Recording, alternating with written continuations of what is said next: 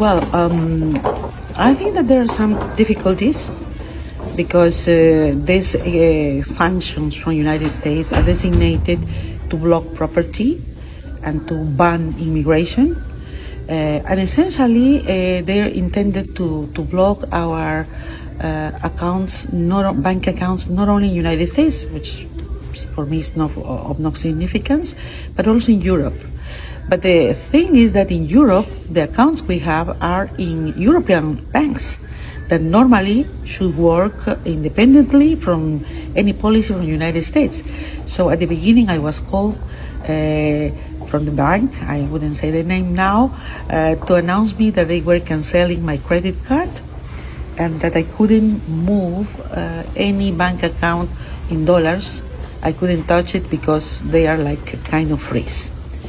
Well, and then we discovered that I couldn't make even an Uber.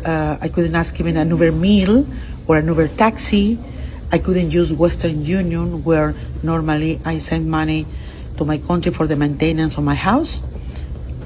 Simply, Western Union has freeze my money without any explanation.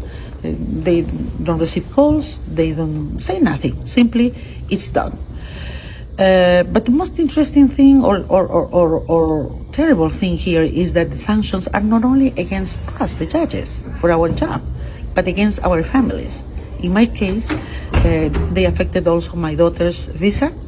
I have a daughter who is a high-level professional also, and they sent an email to her saying that prudently they have canceled her visa without any explanation, so to the United States. So preventing her to go in for some capacity building, giving conferences or making business in United States. She's an international lawyer, so it's really the most sad part for me of the sanctions. And also I have heard from my colleagues that the sanctions have affected their husbands, their wives, other children, etc. So this is the worst part. For me, I don't have I come from Peru and Latin America, and we are not so used to have these digital accounts. I don't have PayPal, I don't have Amazon accounts, but my colleagues, they have, and they now cannot use their accounts. Also in my country, I cannot move my accounts in dollars. They say that I am ineligible to move my accounts, my own accounts. So this is the way we cannot buy flight tickets, etc. Just to highlight that why the judges now and this court is not deterred, because at least in my case, and I think that I am speaking for my colleagues, we don't think, at least me, I am not here because I need the job. I'm not here because I need the money. I'm here because I feel that I have a mission for humanity. The work of the International Criminal Court is for humanity, as Nelson Mandela said. The cause of the International Criminal Court is the cause of humanity. And this is why we are resilient, and this is why we need not only to stand together as judges, but the entire international community needs to do that. Because as such, we are working also, as always, for peace and global security. But still, I am Latin American, still I am Peruvian. So we are very resourceful people in my country. So I'm having my strategies, which I won't reveal. But it is true that living in Europe, where you don't use digital, you don't use cash, it's very difficult to carry out. But none of this have or deterred us as judges, because those sanctions are designated to attack our independence as judges, and we are not giving up our independence. As judges, we are more united than ever, and we are carrying out our daily functions with the best of our abilities. Although it has impacted the court, the personnel, morale, and etc. But now we are doing well. I think that the court has proven to be very resilient and the judges as well.